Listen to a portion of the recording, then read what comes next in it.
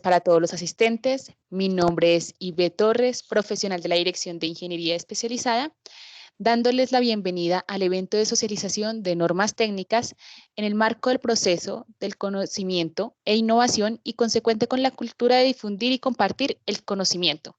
Se realizará el día de hoy la presentación de las siguientes normas técnicas.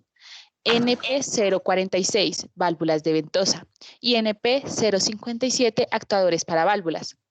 El día de hoy nos acompañará el ingeniero Wilson Sánchez, ingeniero mecánico con 29 años de experiencia general y 20 años de experiencia en el sector del agua, junto con el ingeniero Orlando Maldonado Osorio, con 32 años de antigüedad en la empresa del Acueducto de Bogotá, ingeniero electrónico de la Universidad Antonio Nariño, año 2002, y especialización en instrumentación electrónica, Universidad Santo Tomás, 2009. Es ingeniero encargado de la operación, mantenimiento y aseguramiento metrológico de la instrumentación en línea de todas las plantas de tratamiento de agua potable de la Dirección de Abastecimiento y Sistema Chincasa, encargado de todos los sistemas de automatización y sistema SCADA de todas las plantas de tratamiento de agua potable de la Dirección de Abastecimiento y Sistema Chincasa. Sin más preámbulo, damos inicio al evento de socialización por parte del ingeniero Wilson. Muchas gracias. Gracias, Ivette. Buenas tardes para todos. Primero que todo, darles gracias por su asistencia a este evento. Y pues hoy realmente vamos a mirar un poco la introducción a esta parte de las válvulas, que son elementos muy importantes para la parte misional de la empresa de acueducto y alcantarillado de Bogotá. Inicialmente vamos a hacer una introducción a lo que son las válvulas en general, y luego el ingeniero Orlando Maldonado nos acompañará para hablarnos de los actuadores para válvulas. Son sistemas ya muy avanzados y él tiene bastante conocimiento al respecto. Entonces, ahora les voy a compartir mi pantalla para empezar.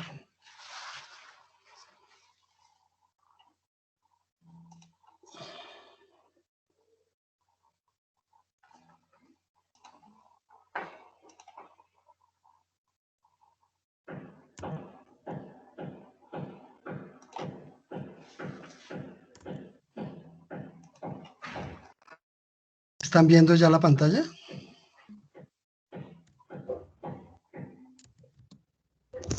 Sí, señor. Bueno, lo que vamos a ver ahorita rápidamente es un recuento histórico de las válvulas, el tipo de válvulas según su uso, las normas para válvulas que tenemos ahorita en la empresa de acueducto de alcantarillado de Bogotá, y empezamos hoy con las socializaciones de las normas que hemos intervenido últimamente. Para hoy vamos a tener actuadores para válvulas, que es la norma NP 057. Muy bien. Bueno, ¿de dónde surgieron las válvulas? Estos elementos tan importantes, se dice que alrededor de 5.000 años antes de Jesucristo, los egipcios tenían bastantes problemas con las irrigaciones para sus cultivos, y descubrieron que poniendo piedras o poniendo escombros de salidas de las excavaciones podían desviar los cauces de los ríos y los canales que estaban construyendo. Luego ya los romanos, cuando conquistaron el Medio Oriente, descubrieron también estas tecnologías y las implementaron en Europa. Hacia el año 1500 a.C., ellos descubrieron que las tumbas de los egipcios ya tenían sistemas hidráulicos bastante sofisticados, como sifones, fuelles, válvulas de retención simple.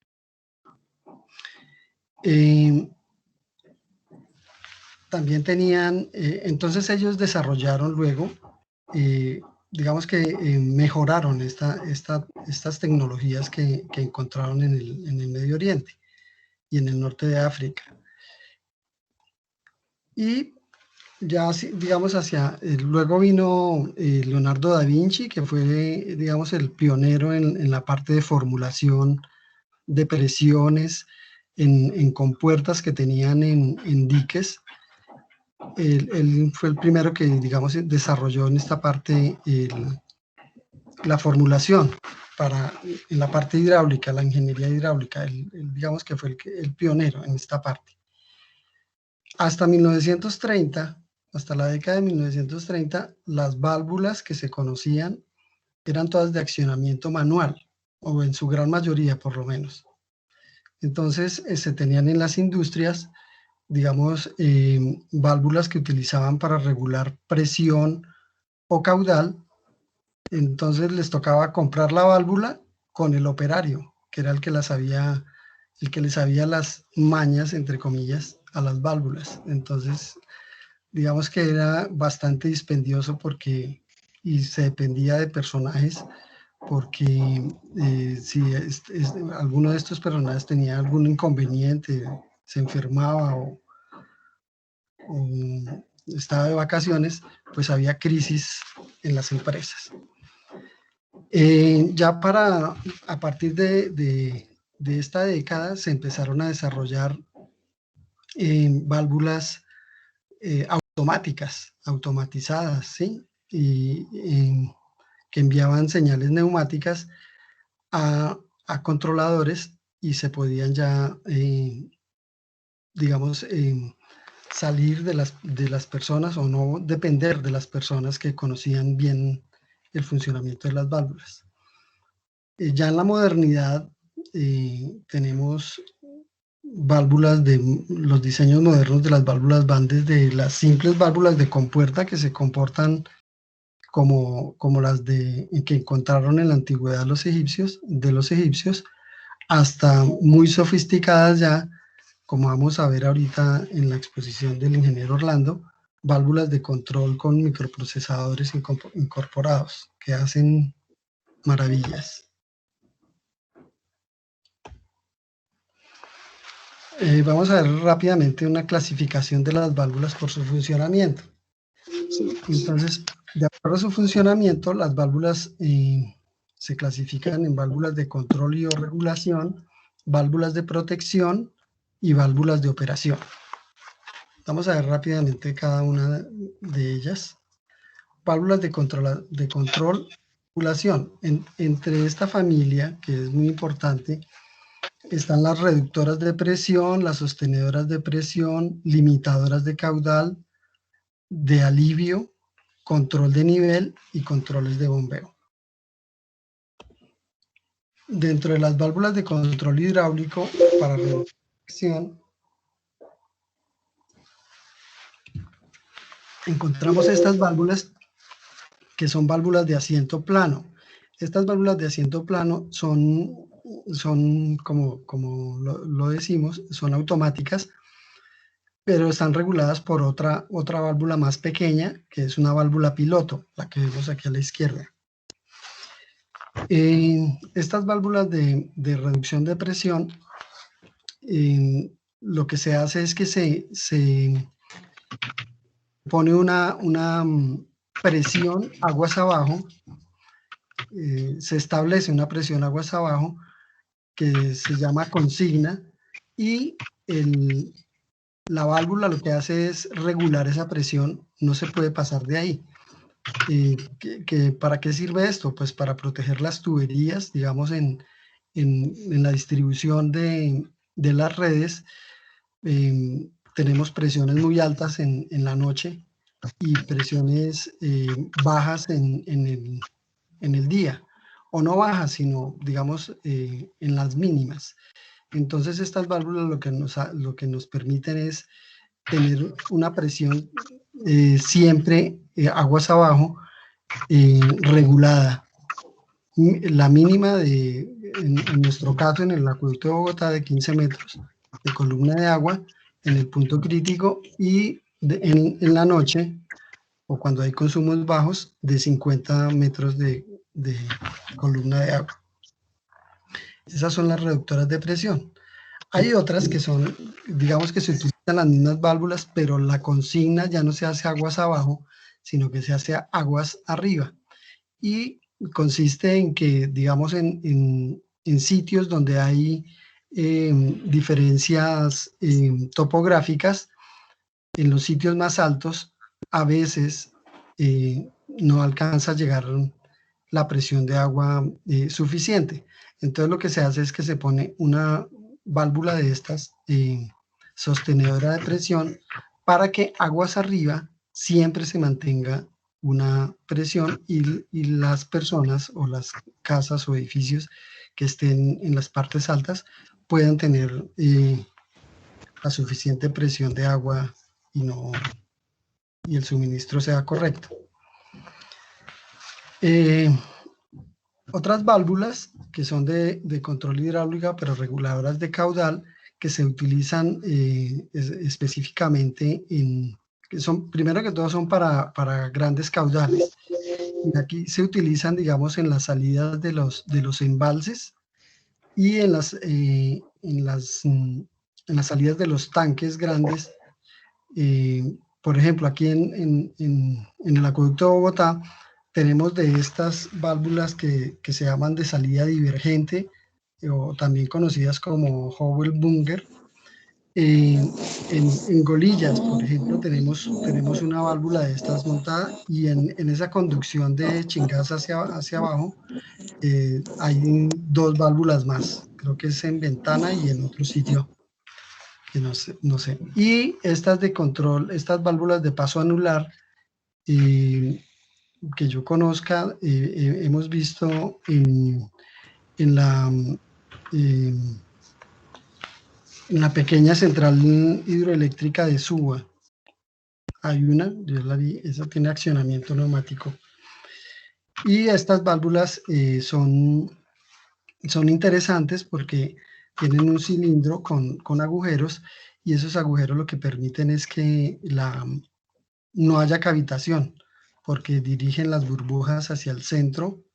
Estas burbujas se estrellan en el centro, digamos, del flujo, afectar la parte mecánica, que es lo que es el inconveniente que se tiene cuando las burbujas están pegadas a las partes metálicas, que las empiezan a afectar por las pequeñas explosiones que hay sobre las superficies metálicas. Otras válvulas que son de control, también de control, y son las válvulas llamadas de alivio. Estas válvulas se instalan, digamos, en la parte, sobre todo en la parte, en la salida de las bombas, digamos, en la descarga de las bombas, por si de pronto hay una parada súbita y puede haber un golpe de ariete. Entonces estas válvulas son como una derivación de la línea de la descarga. Lo que hacen es que reciben la presión alta y se abren, entonces alivian la presión en la tubería. Entonces estas válvulas de alivio, además de ser de la familia de válvulas de control, también son de protección, pertenecen a la familia de válvulas de protección. Otras válvulas de control son las válvulas de control de nivel, utilizadas básicamente o generalmente para controlar los niveles en los tanques de almacenamiento. Y en los sistemas de bombeo, las válvulas en los sistemas de bombeo, por ejemplo, para regular el nivel de los tanques, la que vimos anteriormente, estas mandan una señal, las válvulas de nivel, para que se apaguen las bombas cuando llega el tanque a su nivel máximo. Esas, digamos que son esas válvulas. La segunda familia son las válvulas de protección. Tenemos válvulas de protección, tenemos, hay más de estas, pero bueno, aquí trajimos las que más se utilizan y las que utilizamos, digamos, en el acueducto de Bogotá. Válvulas de retención cheque, que se utilizan, digamos, para protección de los equipos de bombeo específicamente. Válvulas de ventosa, que nos sirven para eliminar el aire que hay en las tuberías también, o sea, para protección de tuberías, de equipos. Y aparte de eso, estas válvulas o desaireadoras contribuyen al control de pérdidas de energía, porque digamos cuando hay aire en las tuberías, las bombas consumen más energía porque el diámetro en las tuberías pues se disminuye por estas burbujas de aire. Y pues hayamos dicho que también a esta familia de válvulas de protección pertenecen las válvulas de alivio, que ya las vimos. Por último, las válvulas de operación, algunas de ellas son, por ejemplo, las válvulas de mariposa que se utilizan, digamos, en estaciones reductoras de presión o sostenedoras de presión, se utilizan como válvulas de guarda para mantenimientos y demás. Y las válvulas de compuerta también se utilizan como válvulas de guarda en estaciones reductoras de presión. Y las válvulas de bola, que generalmente se utilizan en pequeños diámetros, porque pues existen en grandes diámetros, pero digamos que económicamente no son tan viables, y digamos que hay otras válvulas que son más económicas, como las de mariposa, por ejemplo, y que cumplen la misma función. Entonces estas se utilizan más que todo para acometidas domiciliarias. Bueno, dentro de las válvulas que tienen norma en la empresa de acueducto y alcantarillado de Bogotá, tenemos varias. De esas hemos intervenido recientemente algunas, y están por intervenir y actualizar el resto de ellas. Tenemos la NP016, que son válvulas de control hidráulico para reducción de presión. Esta norma fue actualizada el año pasado. Lo mismo que la NP018, válvulas de mariposa, también fue actualizada el año pasado. La NP043, válvulas de retención cheque con sello elástico, está por actualizarse, lo mismo que la de retención con disco oscilante. Las válvulas de ventosa, la NP046, también fue actualizada el año pasado. La NP057, actuadores para válvulas, también fue actualizada el año pasado, y es de la que vamos a hablar enseguida de que yo termine acá. La NP060, hidrantes, también fue actualizada en el 2018, y la NP061, válvulas de bola, también fue actualizada hace poco, en el 2018. Nos queda también por actualizar la 068, válvulas antirretorno de bola, que son específicamente válvulas de retención cheque para aguas residuales.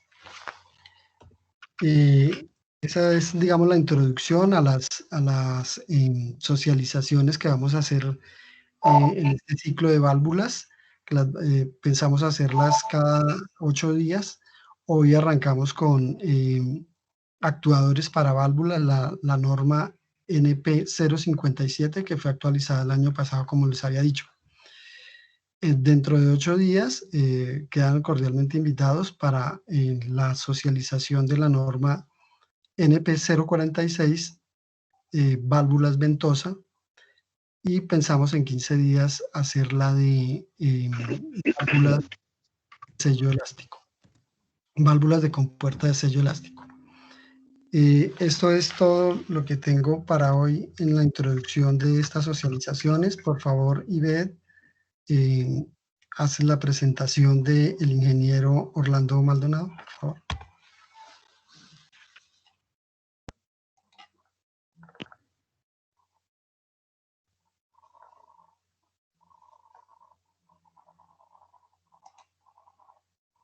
¿Me escuchan? Sí, sí, te escuchamos. Sí. Sí, señora. Muchas gracias, ingeniero, por la presentación. Entonces, a continuación, el ingeniero Orlando Maldonado Osorio, quien presentamos al inicio, le daremos la continuidad para seguir con la exposición. Recordemos que él tiene una trayectoria en la empresa del Acueducto de Bogotá de 32 años, es ingeniero electrónico de la Universidad Antonio Nariño desde el año 2002, con especialización de la Universidad Santo Tomás 2009, y es el ingeniero encargado de la operación, mantenimiento y aseguramiento metrológico de la instrumentación en línea de todas las plantas de tratamiento de agua potable de la Dirección de Abastecimiento y Sistema Chincasa, encargado de todos los sistemas de automatización y sistemas SCADA de todas las plantas de tratamiento de agua potable de la Dirección de Abastecimiento y Sistema Chincasa. Muchas gracias y por favor, ingeniero Orlando, nos confirma si se encuentra en el evento. Muchas gracias. Sí, muy buenas tardes para todos. ¿Sí me escuchan? Sí, Orlando, sí se le escucha. Sí, señor. Gracias, listo. Bueno, muchas gracias. Qué pena con usted ya. Permítanme, voy a compartir la presentación.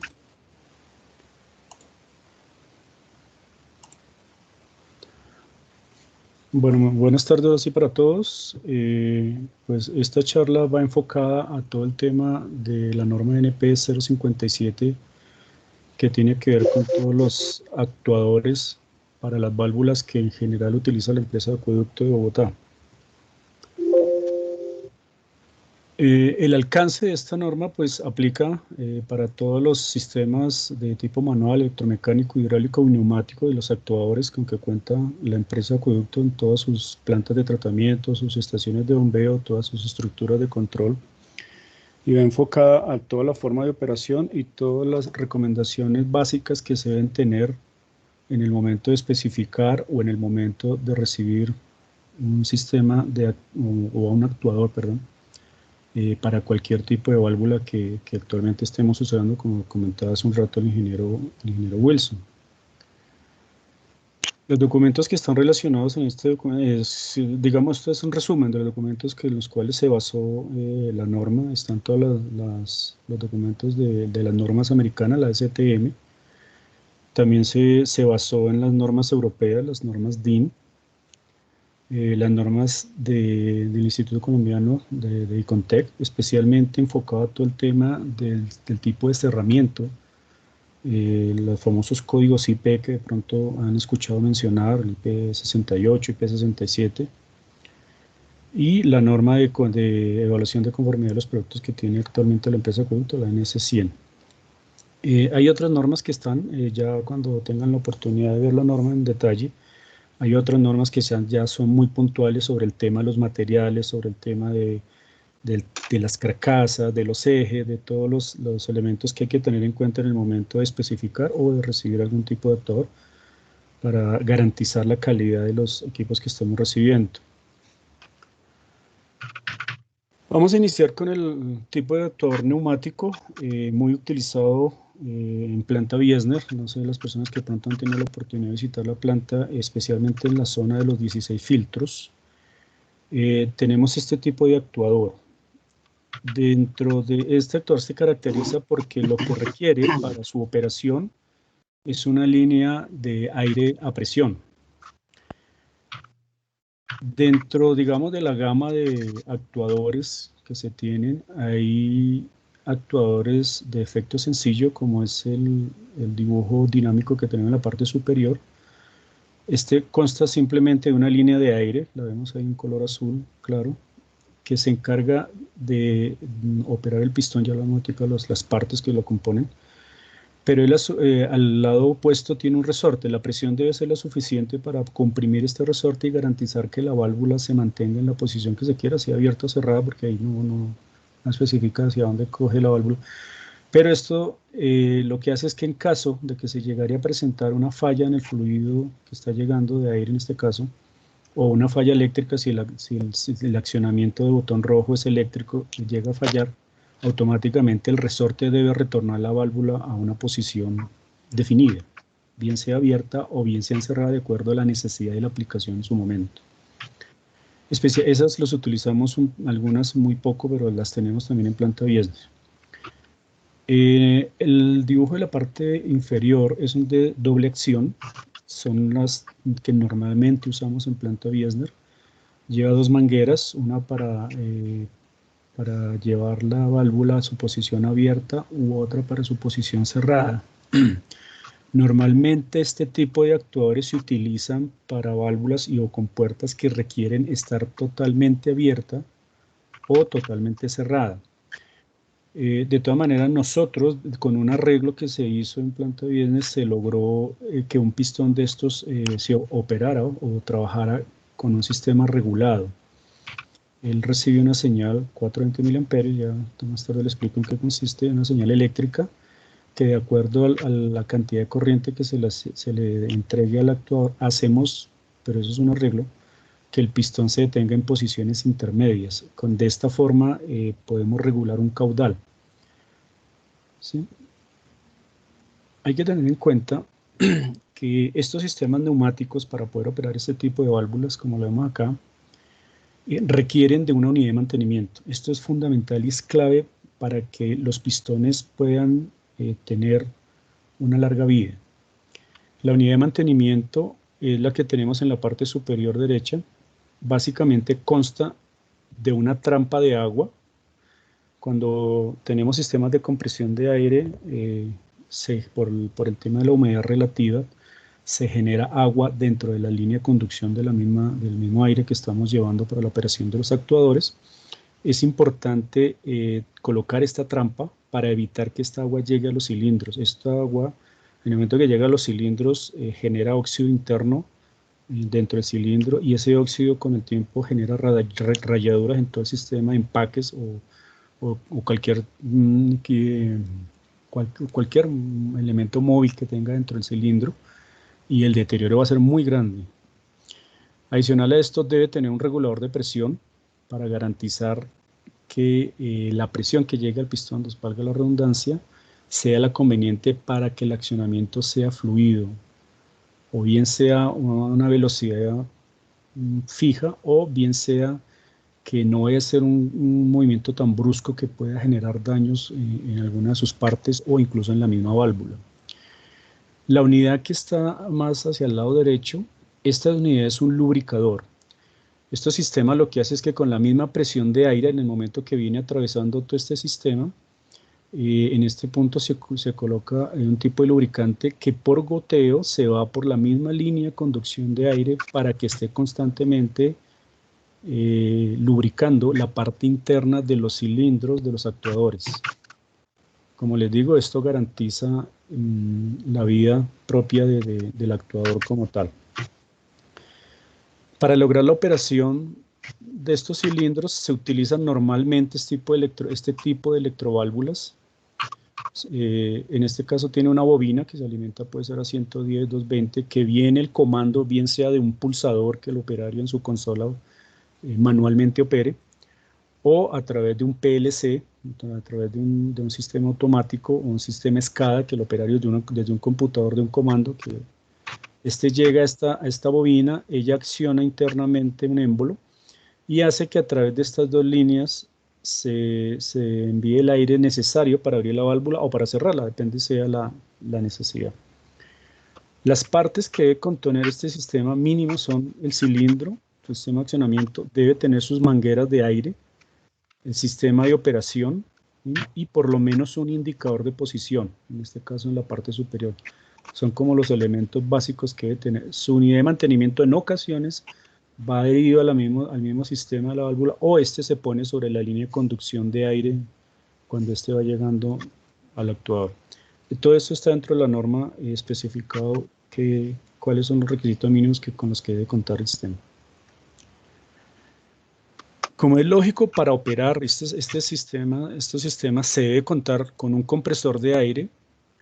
Hay que tener también, y eso sí es muy importante, un sistema de secado. O sea, como les comentaba, en el momento que se comprime el aire se genera agua, pero aún así, pese a las trampas que hay más adelante, el sistema de mantenimiento que hay adelante, se debe de todas maneras calentar el aire para garantizar que sea mínima la cantidad de agua que esté pesando.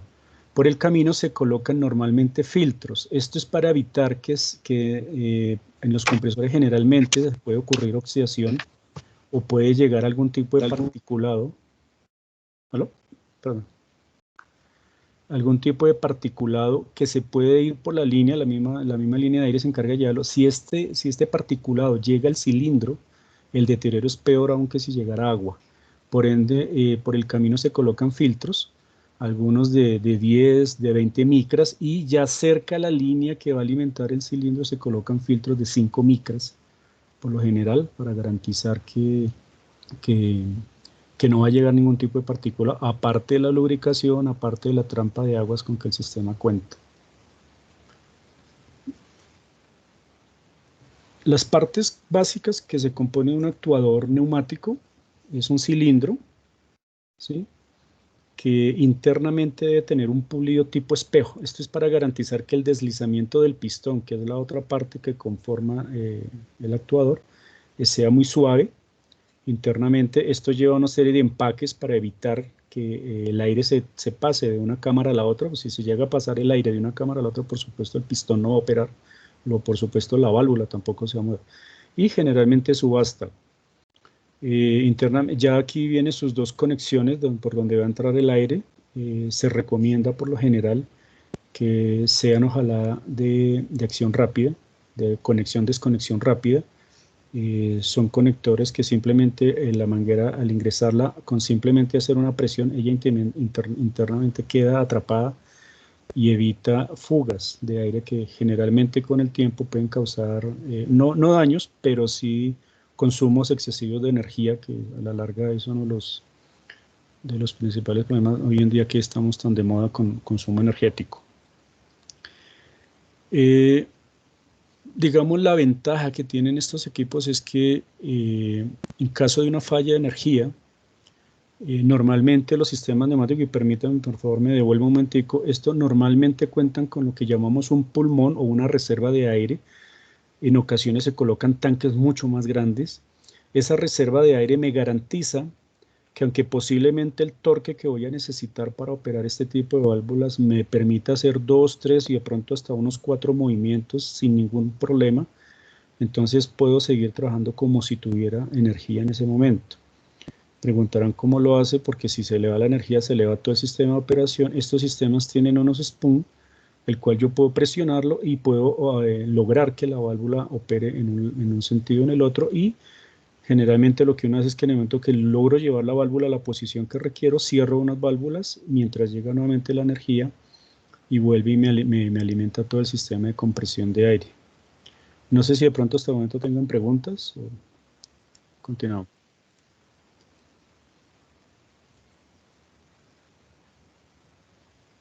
Bueno, vamos a pasar ahora al sistema de actuadores hidráulicos.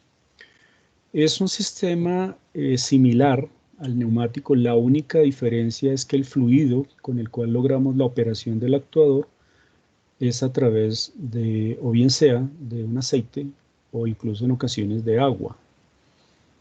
En este caso, si es aceite, debemos tener en cuenta que ese aceite también sufre con el tiempo un deterioro.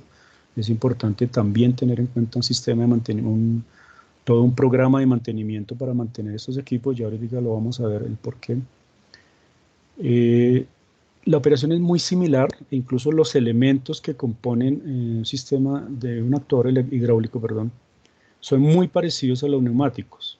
Vamos a ver aquí, por ejemplo, el sistema de electroválvulas. La única diferencia, aquí está la bobina por la cual yo hago el accionamiento, bien sea para abrir o para cerrar la válvula a través del actuador hidráulico.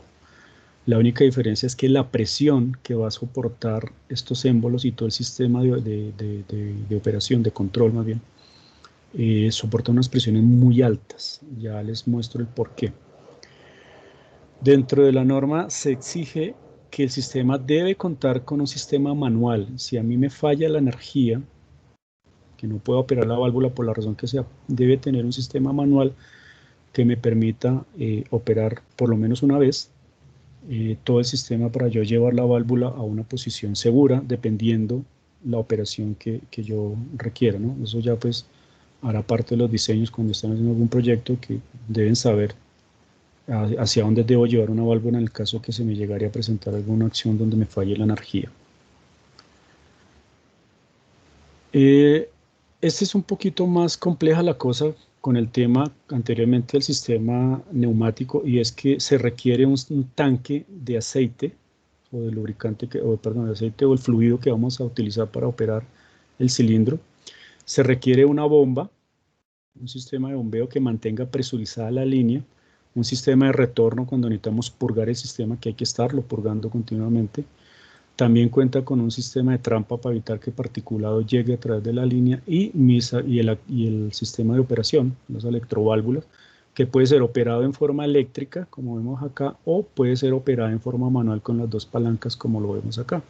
Y ya el fluido llega y retorna dependiendo de la operación que yo requiera en el cilindro para operar mi válvula. ¿Cuál es la ventaja? Aquí en la parte de abajo, yo les digo la ventaja. En la parte de abajo vemos un sistema hidráulico muy típico, donde está nuestro tanque, nuestra estación de bombeo y todo el sistema de operación y posiblemente los controles. De aquí ya salen las mangueras que van hacia el cilindro. ¿Cuál es la ventaja con respecto al sistema neumático? El torque es muy alto, es muy alta se utiliza mucho en válvulas donde hay que vencer una altísima cabeza de presión. Ya vamos a ver ahorita la válvula que tenemos aquí en el costado izquierdo. Esta es una válvula que se encuentra en una de las bombas de la estación de bombeo número 2 de la planta de Tibitoc, la cual aguas arriba tiene que vencer una columna de hasta 98 metros, columna de agua, bastante presión. Y en el evento que se nos falle la energía, esa columna de agua debe rápidamente ser frenada, porque puede producir un golpe de ariete tan fuerte que destruiría la tubería, una destrucción de la tubería. Entonces, cuando nosotros tenemos este tipo de sistemas donde aguas arriba vamos a tener presión y vamos a requerir que en caso de una falla de energía se debe cerrar rápidamente la válvula, cualquiera que ésta sea, puede ser en la succión, puede ser en la descarga, se requiere, por ejemplo, como en este caso, les voy a colocar un pequeño video de cómo se opera un sistema hidráulico, pero van a ver el esfuerzo que este sistema hace para levantar esa contrapesa que ustedes están viendo en este momento. En este momento está operando, pueden ver que es un poco lento, pero está ejerciendo una fuerza. El cilindro es este, y la unidad, en este caso la unidad hidráulica es esta. Ahí está el tanque, aquí se alcanza a notar la boca. Este es el brazo que está operando. Este contrapeso tiene peso.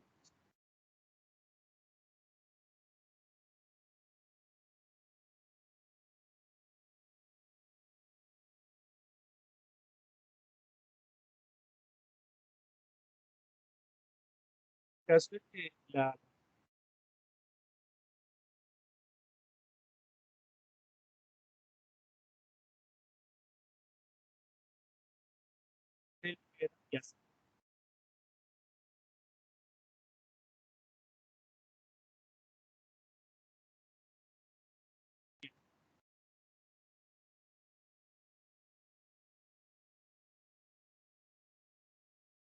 Ingeniero, se escuchó entrecortado mientras está en la presentación del video.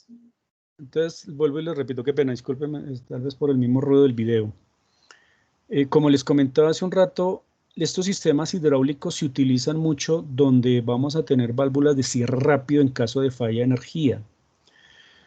La ventaja que tienen estos sistemas es la altísima presión que ejerce, o sea, el torque tan alto que va a ejecutar, como vieron en este momento en el video, está levantando una pesa de 3.5 toneladas, bastante grande por demás. Y este sistema lo que hace, este actuador lo que hace es que en caso de una falla de energía en la unidad de bombeo que está aquí está la bomba y el motor está en la parte superior, este que tenemos acá.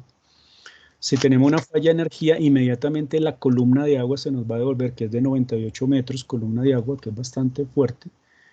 Este contrapeso automáticamente se cierra hasta un 90-95% para evitar que se genere un golpe de ariete en la tubería que puede causar su destrucción o su daño bastante grande. Y el otro 5%, el porcentaje que le falte, lo hace muy lentamente ya para garantizar el cierre total. Entonces, como les decía, este tipo de actuador se utiliza mucho en sistemas donde no podemos, tenemos que evitar, perdón, que se genere un golpe de ariete si hay alguna falla de energía. Como ven, sus ventajas es la altísima presión y alto torque que puede ejercer, pero tiene una desventaja: el mantenimiento tiene que ser continuo. El mantenimiento tiene que estar muy al frente, porque como esto es un sistema de alta presión, la probabilidad de daños en sus mangueras, la probabilidad de daño en sus actuadores, la probabilidad de daño en las bombas es muy alta. Entonces es un sistema que constantemente hay que estarle haciendo mantenimiento, porque si en el evento que llegamos a prender una bomba y el sistema hidráulico no logra ganarle a este contrapeso, se nos puede presurizar la línea y estallamos esta sección de la tubería. Entonces es muy importante el mantenimiento.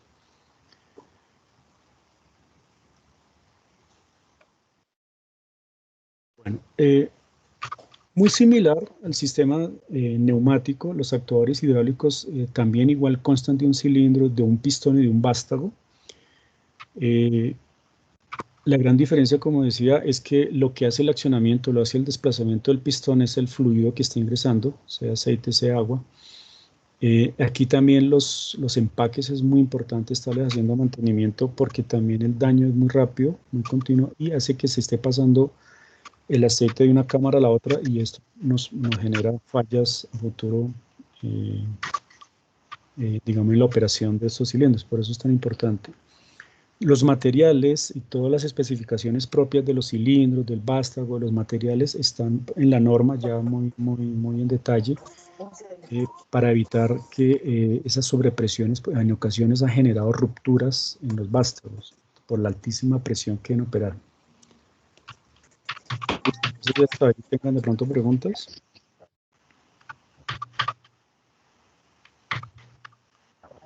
Entonces, ahora vamos a hablar de los actuadores electromecánicos, ¿sí? Que la única diferencia con los anteriores es que el funcionamiento se realiza a través de un motor y de un tipo de engranajes, normalmente en bronce. Bueno, esto se utiliza mucho en válvulas de cuarto de vuelta, o sea, válvulas on-off, o normal cerrado, abierto. ¿Perdón?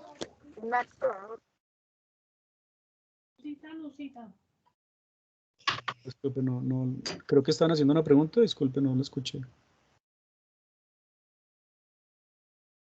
Bueno, no sé si de pronto, pero creo que están haciendo una pregunta. Este actuador electromecánico tiene la particularidad de que o puede operar lo que llamamos cuarto de vuelta, ¿sí? El cuarto de vuelta es cuando la válvula simplemente gira 90 grados, normalmente es abierta o cerrada, o lo que conocemos también como multivueltas, por ejemplo en el caso de las compuertas, donde el eje, aquí hay un sistema de sinfín corona, que hace que durante los multivueltas, genera muchas vueltas el motor, hace que un vástago esté girando y hace que se desplace a través de un tornillo una compuerta, o también hace que por por varias vueltas que haga el sinfín corona, eso hace que una válvula opere, bien sea abierta o cerrada también, pero tiene que estar haciendo muchas vueltas. Esto logra hacer que uno pueda ubicar la válvula en posiciones intermedias si se requiere, dependiendo del tipo de válvula. Hace un rato el ingeniero Wilson les hablaba a ustedes de unas válvulas que estamos utilizando en el sistema Chingasa, como son las tipo Hauer-Bunger. Son válvulas que toca llevarlas a posiciones fijas para garantizar un caudal fijo. Entonces, de acuerdo al número de vueltas, que a veces pueden ser 2.000, 3.000 vueltas, las podemos llevar a posiciones intermedias para definir qué caudal vamos a enviar, por ejemplo, en el caso de ventana, para enviar a la planta Viedma. Para el sistema de lavado ascensional de los filtros, tanto en planta Biesner como en planta Tivitoc, se utilizan válvulas tipo anular, que era la otra de la válvula que él mostraba, que son válvulas de un comportamiento lineal, o sea, de acuerdo a la posición me da un caudal casi fijo. Entonces, esa posición se logra con estos actuadores. Estos, dentro de la norma se está exigiendo que deben llevar un indicador, bien sea a través de un display, como es el caso de aquí de las dos figuras, o bien sea mecánico, como es el caso que tenemos acá, que va girando en torno al mismo eje que está haciendo la operación sobre la válvula. Entonces él me está indicando si la posición está abierta o cerrada, es una carátula simplemente. En caso de falla de energía, bien sea de potencia o bien sea de control, que se me apague el display, yo a través de este sistema puedo estar verificando en qué posición se encuentra en ese momento la válvula. Dentro de la norma también se está exigiendo que debe tener una serie de protecciones internas. Esas protecciones a las que se refiere la norma no son todo el circuito eléctrico que está asociado al actuador como tal. Digamos los equipos térmicos, contactores, equipos de maniobra, no. La norma lo que habla es que dentro del actuador debe tener un sistema que proteja tanto todo el sistema eléctrico como el sistema mecánico. En caso de que, por ejemplo, se llegue a activar una de estas, ya sea por un fin de carrera, ya sea por un sobretorque, inmediatamente debe desenergizar el motor para evitar maniobras equivocadas. ¿Sí? Entonces, dentro de la norma se exige que esto debe tener internamente una cantidad de protecciones, tanto el motor como para las tarjetas electrónicas. Esto ya internamente todo el control electrónico. Se finalizan el 20 de octubre. No, los cursos. Convenio final. Bueno, otra de las características que se está exigiendo dentro de la norma es que el actuador internamente, como se puede ver aquí en la figura, cuenta con cámaras, tienen que estar totalmente separadas, ¿sí? Tanto la parte eléctrica como la parte mecánica y la parte electrónica, para evitar, porque normalmente estos actuadores cuentan con un lubricante en esta parte donde está todo el accionamiento mecánico. Ese lubricante no puede ni debe llegar a donde está toda la parte eléctrica y electrónica por obvias razones. Entonces, una de las características básicas es que todas estas cámaras tienen que estar totalmente aisladas unas de otras, bien sean con sellos, bien sea con empaques, o bien sea aislado de alguna forma que evite que se pase el aceite. ¿Por qué es importante esto? Porque estos actuadores dentro de la norma se exige que puedan operar en cualquier posición. Cuando nosotros tenemos válvulas en cámaras, a veces colocar el actuador es muy complicado y nos toca, bien sea dejarlo en vertical, en horizontal, diagonal, o a veces por debajo de la misma válvula, en ocasiones nos ha tocado de esta forma. Debe garantizar que el aceite, no importa la posición en que se ubique, yo puedo hacer que este sistema quede en la parte superior y de la electrónica quede abajo, igual el aceite no debe pasarse a la parte electrónica. Eso está dentro de la norma como una de sus exigencias. Otra de las características que está exigiendo es que en caso de que no haya energía, por algún evento se fue la energía en el motor, debe tener un sistema de accionamiento manual, pero esto tiene una condición. La idea es que si algún operario va y está operando la válvula con alguno de estos volantes, y en ese momento llegó la energía y el motor inmediatamente entró en acción, él debe inmediatamente a través de un engranaje liberar esta operación. Esto para evitar que de pronto el operario que está haciendo un esfuerzo sobre el volante venga una contrafuerza que puede generarse al motor y le pueda generar un daño físico al operario. Entonces, esto dentro de la norma se exige que debe liberarse, y eso ahí se hacen pruebas incluso para recibir el equipo, debe quedar totalmente liberado y el volante queda prácticamente en el aire. Disculpen la expresión, no sé cómo explicarlo mejor. Entonces el volante simplemente queda dando vueltas sin ningún movimiento y ya el motor toma el control del actuador. Bueno.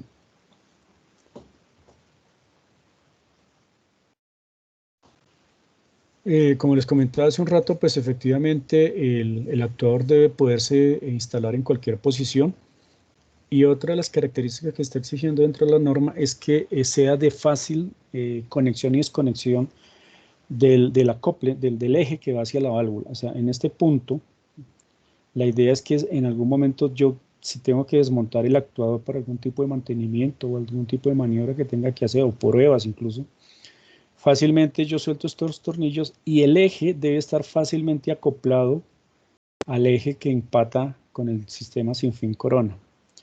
Esto no es para hacer efectos de mantenimiento, que yo no tenga que hacer algún tipo de arreglo extraño ni al eje de la válvula, ni al eje, ni al sistema sin fin corona, la corona, que va a empatar con este eje. Entonces, eso es lo que se está exigiendo dentro de la norma también. A veces le traen unos actuadores con otras características que cuando uno lo va a acoplar no encaja, y después toca hacer unos arreglos que no son nada presentables ni nada recomendables. Bueno, dentro del sistema eléctrico debe permitir la operación local, ¿sí? Es una de las exigencias también de la norma, a través de botones, a través de pulsadores o algún tipo de selector que me permita una operación eléctrica local, pero igual, aún sin tener un sistema de comunicaciones, yo puedo operarlo en forma eléctrica remota. ¿Qué quiere decir esto? Que estos mismos pulsadores, yo a través de comandos eléctricos y con un cable, yo lo pueda llevar, por ejemplo, a una sala de operación, ¿sí? Y en forma remota, si un operario por ejemplo, le voy a poner un caso, si el actuador y la válvula están en una cámara profunda y el operario, para evitar que el operario tenga que bajar a la cámara por riesgo y por temas de seguridad industrial, lo ideal es que el operario lo pueda hacer en forma remota, entonces sin necesidad de un PLC, sin necesidad de un sistema automático, yo pueda con cables llevarle, digamos, proyectar estos comandos a, puede ser 5, 10, 15, 20, hasta 30 o 50 metros, dependiendo de la necesidad, para que el operario en algún momento determinado no requiera desplazarse exactamente sobre el actuador. Dentro de la norma se exige que el torque que debe hacer el motor sobre el eje supere el 30% del torque necesario para operar la válvula, ¿sí? No más, no menos. ¿Por qué? Si lo ponemos más, si en algún momento me llega a fallar un fin de carrera y el torque que ejerce el actuador sobre la válvula es muy alto, puede hacer que la válvula, para que me disculpen la expresión, siga derecho. Entonces podemos generar un daño en la válvula, ¿sí? Y si es menor, pues puede hacer que cuando llegue al fin de carrera no me dé el cierre completo, en caso de que... Por eso es tan importante dimensionar muy bien el actuador con respecto a la válvula. Hoy en día, generalmente lo que se está haciendo es que donde se compra la válvula, se compra de una vez con el actuador y generalmente vienen de fábrica, de una vez probados los dos, que garanticen con esta condición. Debe tener, como les decía, el motor una serie de protecciones internas, porque en caso de que la válvula, pues, por alguna razón, el fin de carrera no me indicó que la válvula ya llegó a su posición deseada y continúa el motor girando, debe inmediatamente funcionar otro sistema de bloqueo, que es el de torque, por sobre torque, inmediatamente debe frenar el motor, pero este debe generar una alarma y quedar bloqueado. Es importante esto para obligar al técnico en mantenimiento o a la persona que vaya a revisar el actuador, lo obliga a ir al sitio. Entonces no debe tener un reset que permita que alguien remota resetea la falla por sobre torque y vuelve y lo opera y puede estar generando daños. Entonces todo esto está igual dentro de la norma. Otra de las características que, aunque no es obligatorio, como se comentaba anteriormente, es la posibilidad de que estos actuadores puedan operar desde algún sistema de bus de comunicaciones. En este caso tenemos comunicaciones por Profibus, tenemos comunicaciones por Modbus, tenemos comunicaciones por Ethernet o protocolo IP, es protocolo de Internet. Hay otras redes hoy en día, hay redes AS, hay redes ASI, hay una cantidad de redes que hay que tener cuidado un poco con esto cuando se especifique, porque en ocasiones, como pues normalmente uno le pregunta al mismo vendedor o al representante de la marca, le pueden ofrecer a uno un protocolo de comunicaciones que no es estándar o no es protocolo, lo que conocemos como un protocolo abierto. Y esto nos puede generar después un problema de tipo ya legal, porque puede ocurrir que solamente una marca hable un protocolo y prácticamente estamos desviando la contratación a una sola marca y eso posiblemente nos pueda generar problemas. Entonces el actuador, la misma marca debe tener la capacidad de hablar diferentes protocolos. No necesariamente los tiene que traer todos, ¿no? Por favor, sino que dependiendo de lo que se requiera, pues se le exige de una vez antes de comprarlo al vendedor que me tiene que hablar el protocolo que yo tenga en la planta o que yo tenga en mi estación de bombeo. Hoy en día hay una unión entre Profibus y Ethernet, e hicieron una mezcla ahí de estos dos protocolos, las dos características, unas físicas y otras de comunicaciones, que las dos por hecho son excelentes, y hoy en día hay una red que se llama Profinet, está muy de moda, que ya tuve la oportunidad de verla operando y es bastante interesante porque es bastante segura, bastante sencilla de configurar y programar y pues por lo menos hasta la vez que lo he visto no veo que presente algún tipo de falla.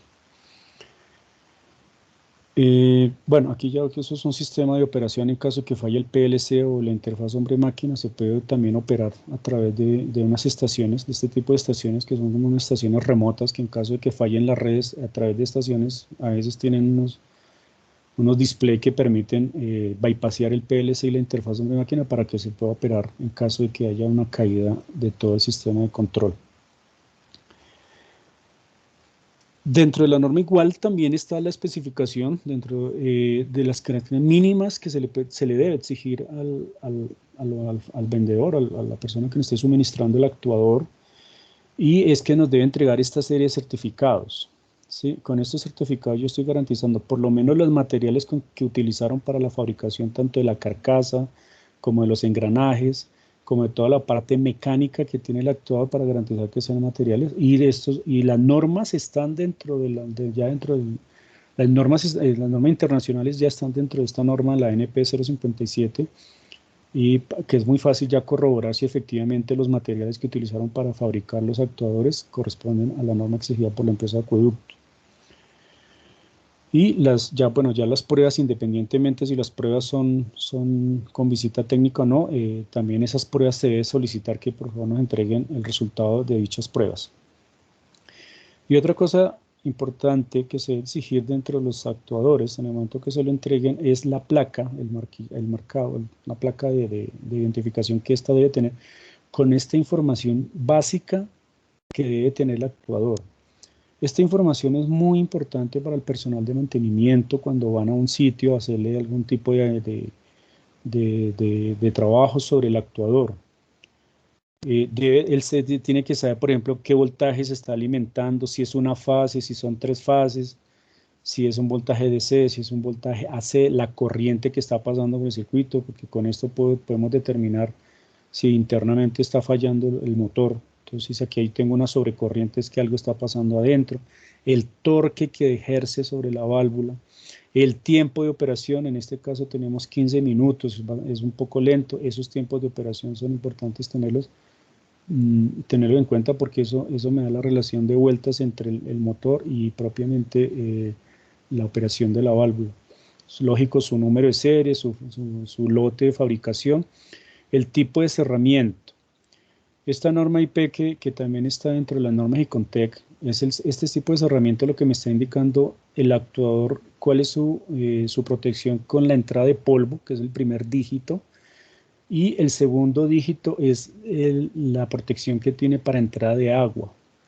En este caso IP68 me está diciendo que no le puede entrar polvo por ninguna circunstancia y no le puede entrar agua, incluso si está a 1 metro sumergido durante 30 minutos mínimo. O sea, ¿qué quiere decir? Que si a mí el actuador está en una cámara y se me estalló la tubería y me inundó la cámara, por lo menos me garantice que durante un lapso de tiempo no le puede ingresar agua al actuador. Pero hay que tener mucho cuidado con esto en el momento de la instalación, porque a veces esto IP68 se pierde en el momento que se coloquen los cables. Generalmente la entrada de los cables se debe garantizar que lleven unos prensaestopas, generalmente los vende el mismo fabricante del actuador, que vengan con sus prensaestopas para que cuando uno ingrese los cables al actuador, bien sea el de controles o bien sea el de potencia, esos prensaestopas garanticen el sello y no se vaya a perder la garantía del actuador por el tipo de cerramiento, en este caso IP68. El voltaje de control, en este caso es 24 voltios DC. Importantísima esta información para una persona cuando vaya a abrir el actuador para hacerle algún tipo de inspección o revisión, porque pueden creer en ocasiones, si no saben, que creen que está trabajando todo internamente a 230 y uno puede internamente simular algunos voltajes para hacer que el actuador me opere en un sentido o en otro. Eso ya es para el personal de mantenimiento, pero es importante que él sepa que esto está trabajando a 24 voltios DC y no a 230 en la parte de control, ¿no? En caso de que él requiera hacer algún tipo de maniobra interna. También igual está dentro de la norma, está ahí ya clarito, que son las exigencias básicas que tenemos que tener en cuenta para que digamos, los requisitos mínimos que deben cumplir los gerentes, los vendedores de los actuadores en el momento de hacernos la entrega a los actuadores. Básicamente esto era lo que les quería comentar sobre todos los sistemas de actuadores. No sé si de pronto en este momento hayan preguntas.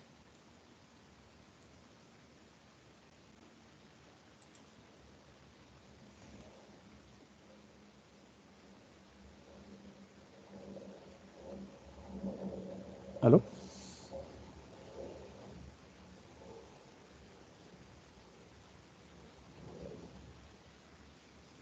¿Me escuchan?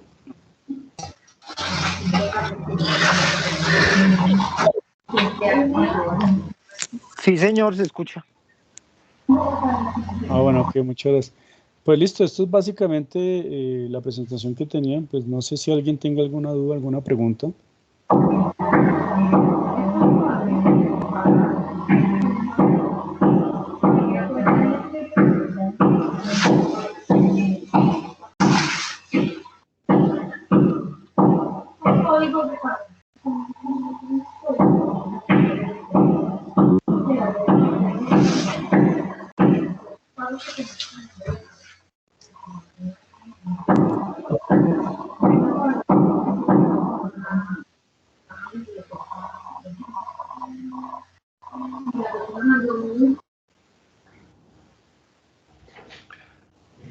Bueno, muchas gracias Wilson, muchas gracias Orlando por la presentación muy oportuna, muy clara, y los invito a todos a que abramos los micrófonos y le demos un aplauso a Orlando y a Wilson por su presentación.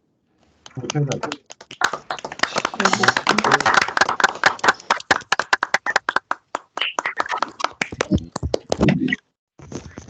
Y ya con esto, pues quedaría por finalizada la sesión de socialización de la norma técnica. Muchas gracias por su asistencia y les deseo que tengan una buena tarde. Muy amables. Bueno, muchas gracias. Gracias, ingeniero Orlando, gracias, José Manuel, y igual para todos, buena tarde. Vale, Gracias para todos, buena tarde. Muchas gracias, gracias Wilson, gracias Orlando. Bueno, muchas gracias, ingeniero. Muchas gracias, buena tarde para todos. Vale, muchas gracias. Muchas gracias, buena tarde para todos. Gracias.